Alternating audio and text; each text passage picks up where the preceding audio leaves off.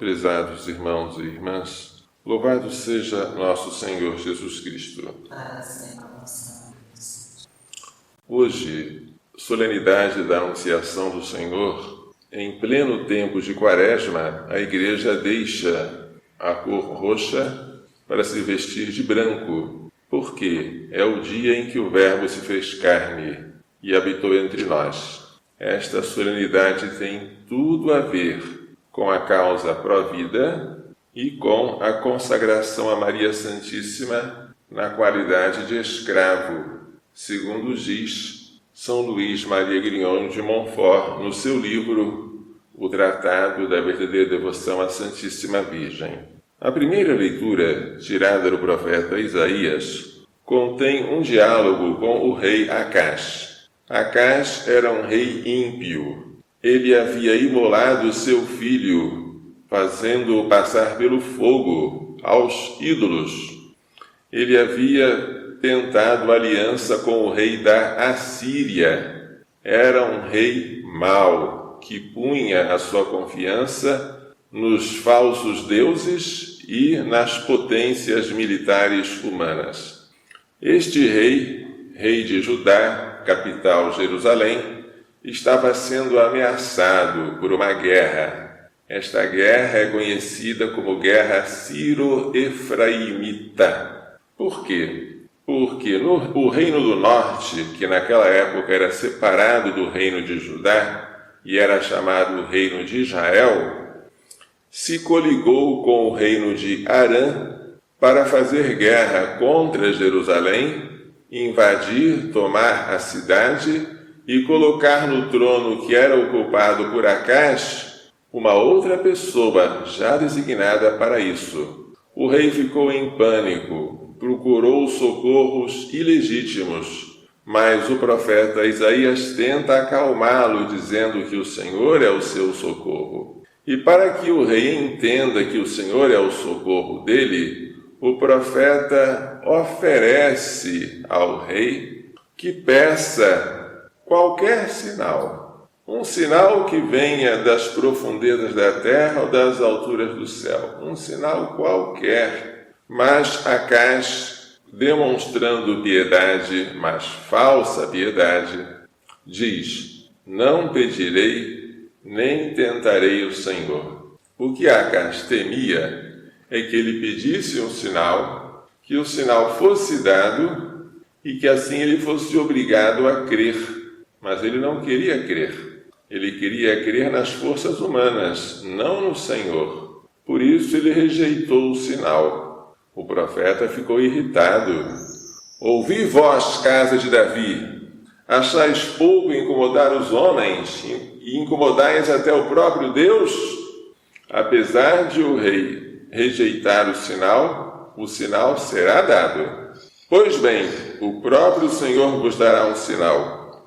Eis que uma virgem conceberá, e dará à luz um filho, e lhe porá o nome de Emanuel, que significa Deus conosco. Deus está conosco. O sinal da permanência do trono de Davi, Acás era sucessor de Davi, seria uma virgem que iria conceber e dar à luz um menino, cujo nome significa a presença de Deus entre nós. É um nome misterioso, e esta virgem ainda parece uma figura misteriosa.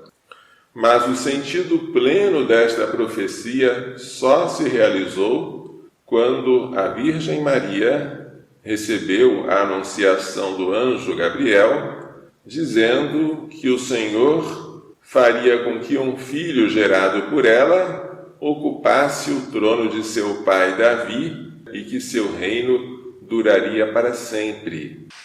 O Salmo 39, que nós lemos em seguida, é importantíssimo, porque ele é citado pela carta aos Hebreus. Sacrifício e oblação não quiseste. Tu não quiseste, Senhor, sacrifício, oblação, holocaustos, ofertas, vítimas. Nada disso foi do teu agrado. Era aquilo que os judeus ofereciam na tentativa de expiar os pecados. Nada disso tu quiseste, nada disso tu aceitaste. Então eu disse: eis que venho. Alguém então vem no lugar das vítimas animais.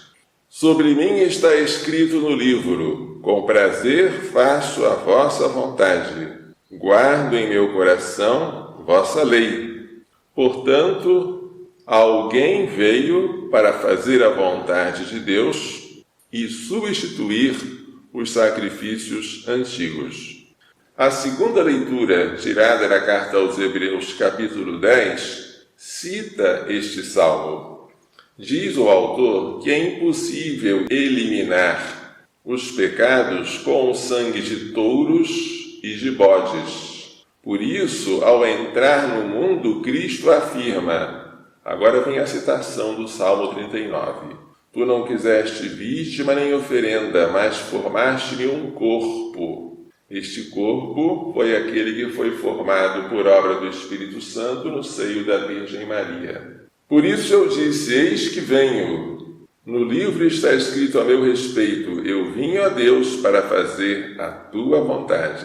Portanto, assim interpreta o autor da carta aos Hebreus, o Senhor rejeita os sacrifícios do Antigo Testamento e aceita o sacrifício que Jesus fez por meio de um corpo, porque como Deus ele não podia sofrer nem morrer, mas como homem ele poderia sofrer e morrer, Deus Pai aceita o sacrifício de seu Filho, aceita a sua obediência, aceita a sua vontade entregue por amor para servir de expiação de nossos pecados. Com isso, suprime o primeiro sacrifício para estabelecer o segundo, muito importante.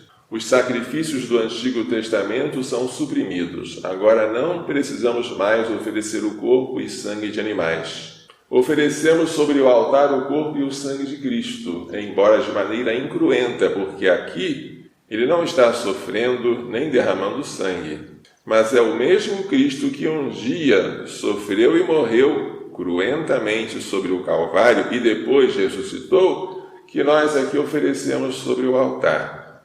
É graças a esta vontade, a vontade que Jesus veio fazer, a vontade do Pai, que nós somos santificados pela oferenda do corpo de Cristo, realizada uma vez por todas. Cristo, uma vez imolado, já não morre mais. A morte não tem poder sobre ele. O que nós fazemos em cada Santa Missa não é matar Jesus nem crucificá-lo novamente, como acusavam e ainda acusam os protestantes. O que nós fazemos em cada Santa Missa é tornar presente sobre o altar o sacrifício de Cristo de maneira incruenta, à semelhança do que ele fez na última ceia, em que antecipou a sua oferta cruenta de sexta-feira, com uma refeição em que ele se deu a nós como comida e como bebida. O Evangelho hoje fala do início da nossa salvação por meio de Maria.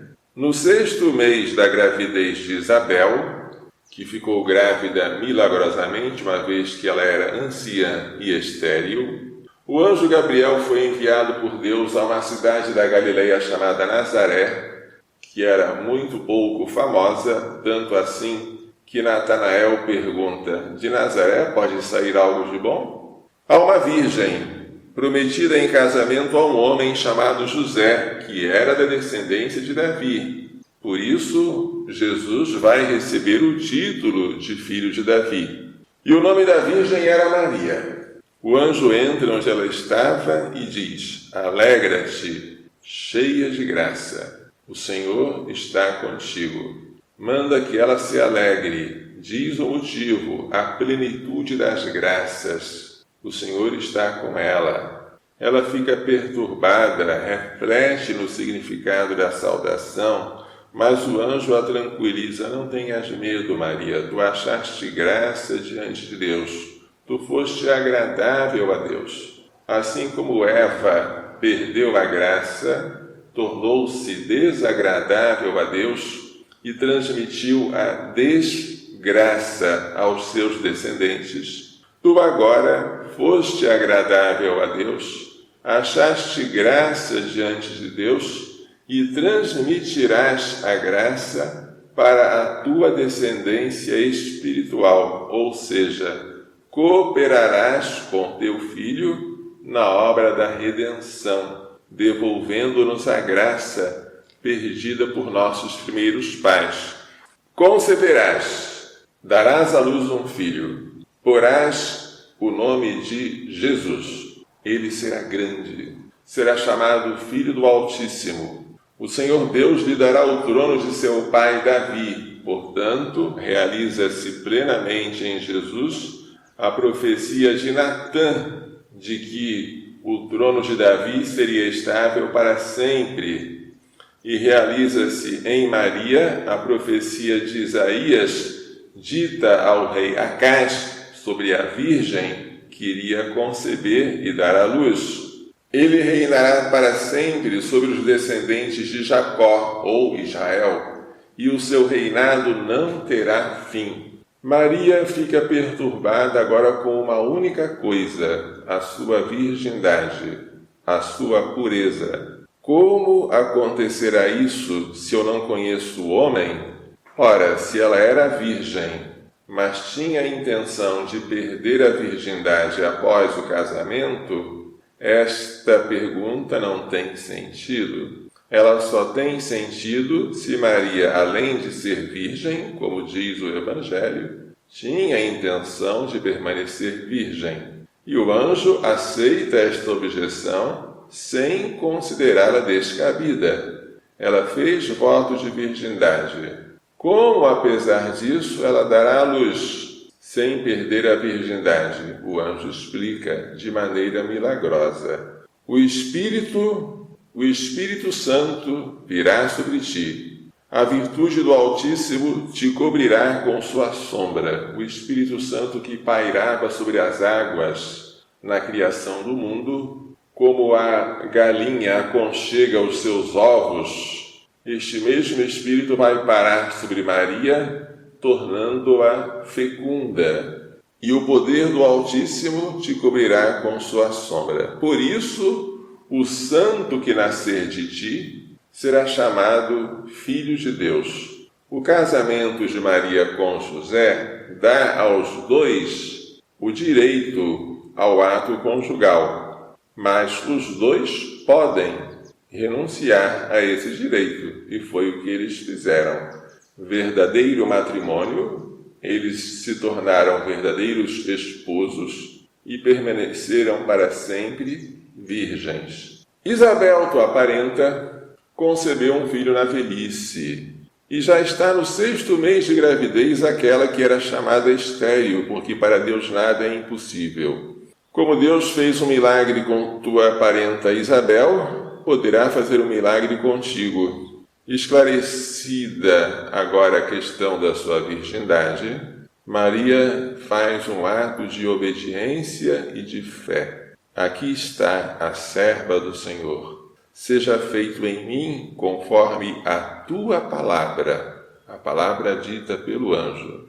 Esta anunciação é uma reviravolta na vida de Maria. Ela nunca imaginava que a vida dela se tornasse assim. Porém, ela responde com humildade, serva do Senhor, com pureza. Como poderá ser isto, se não conheço o homem?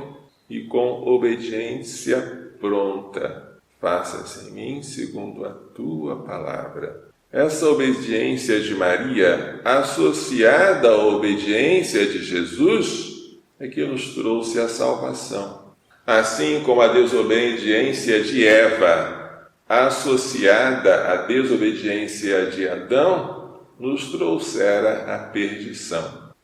O mistério que hoje celebramos, o mistério da encarnação, ou o mistério de Jesus vivendo em Maria, é tão profundo, tão grande, que São Luís Maria Grignon de Montfort, no seu tratado, fala sobre ele no número 248. O tempo não me permite deter-me aqui para explicar as excelências e as grandezas do mistério de Jesus vivendo e reinando em Maria, ou da encarnação do Verbo. Mistério este, diz ele, que todos os consagrados a Maria venerarão de maneira particular. Contento-me, pois, em dizer, em 3 palavras, que este é o primeiro mistério de Jesus Cristo, o mais oculto, o mais elevado e o menos conhecido. É neste mistério que Jesus, em colaboração com Maria, escolheu todos os eleitos. Foi neste mistério que ele operou todos os mistérios seguintes de sua vida pela aceitação dele. Jesus, ao entrar no mundo, disse: Eis que venho, ó Deus, para fazer a tua vontade. Por conseguinte, este mistério é um resumo de todos os mistérios e contém a vontade e a graça de todos. Se nós soubermos adorar Jesus em Maria como um verdadeiro sacrário ou ostensório e pensarmos na intimidade de Jesus dentro dela, com seu coração pulsando ao ritmo do coração dela, se pudermos imaginar a santidade de Maria, a santidade requerida por ela para uma obra tão excelente, se pudermos imaginar a humildade de Maria, mas também a humildade de Jesus, de querer tornar-se pequenino e ficar totalmente encerrado dentro dela, dependente dela para tudo. Se meditarmos neste mistério, poderemos entender o que significa esta consagração total a Nossa Senhora na qualidade de escravo. E se meditarmos neste mistério, pelo qual Jesus se fez homem no estágio embrionário, como todos nós daremos valor a cada um desses pequeninos, daqueles que ainda não nasceram, porque eles são preferidos pelo Pai. Porque o Pai, ao enviar seu Filho ao mundo, quis que o seu Filho passasse também pelo estágio de um embrião. A vida humana, portanto, é sagrada, não só por razões naturais, mas também por causa do mistério da encarnação. Ela é sagrada desde o primeiro instante da sua concepção até a sua morte natural. E este é um motivo extra para que nós, cristãos, defendamos a vida e consideremos este trabalho, como disse São João Paulo II, o mais importante do mundo. Que Maria Santíssima nos faça entender e pôr em prática as lições desta liturgia. Louvado seja nosso Senhor Jesus Cristo. Para sempre.